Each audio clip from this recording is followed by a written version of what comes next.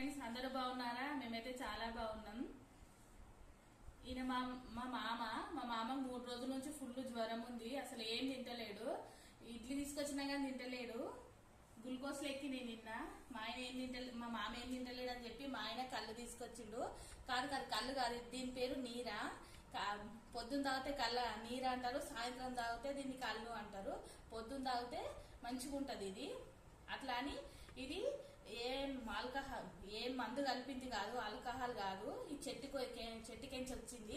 ఈ ఎండాకాలం Thums Up, Sprite, మజా తాగే కంటే ఇట్లా నీర తెప్పించుకొని తాగితే చాలా బాగుంటది.